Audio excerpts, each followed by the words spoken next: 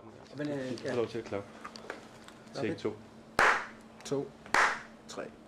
Hi, my name is Jens Peter Kurb. I'm the game director in Kane Lynch, Deadman. And today we'll be taking a small tour of our floor at IO Interactive and talking about story of the game, not as much the content of the story, but more like the development process of it and how we've come along with having these two guys at this point.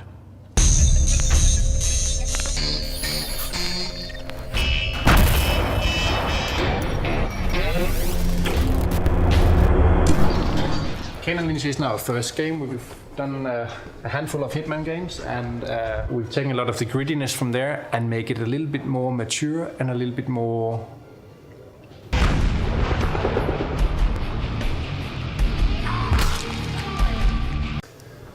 real, if that's a proper word for it. One of the things that became quite apparent quite quickly was that we had a fairly gritty game on our hands. Like it was a crime game. It was quite brutal.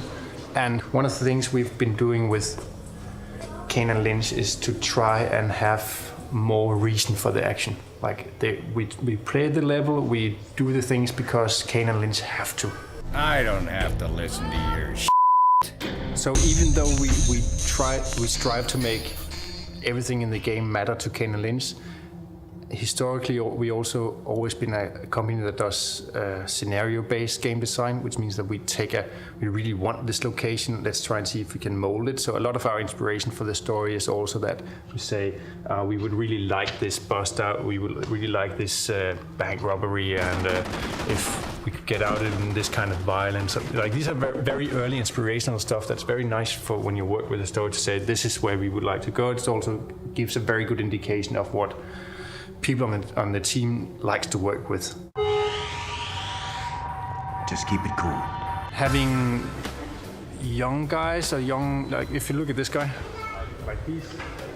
like that's exactly what we don't want. Like he's way too pretty. He's perfect in shape. He's not at the end of the rope, right? He's not kind of like the guy behind. This is more the atmosphere that we've been looking for. Gritty characters that kind of fitted in the storyline that we were looking for.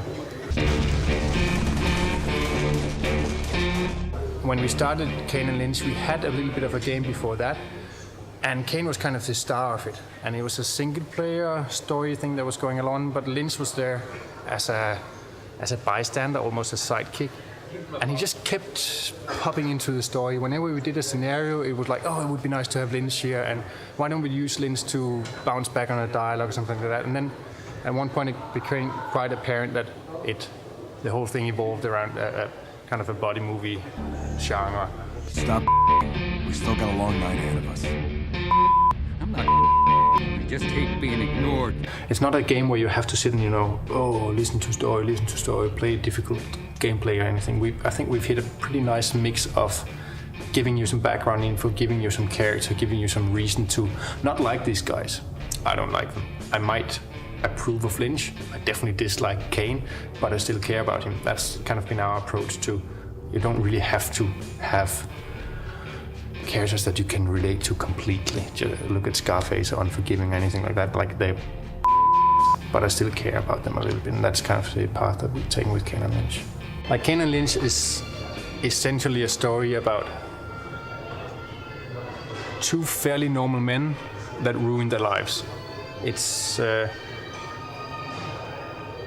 And they ruined it so badly that they can't really come back to it again. So they lost their connection with their old life, and they're trying to fix it so much. Like really trying to fix the trouble, but the harder they try, the worse they make it.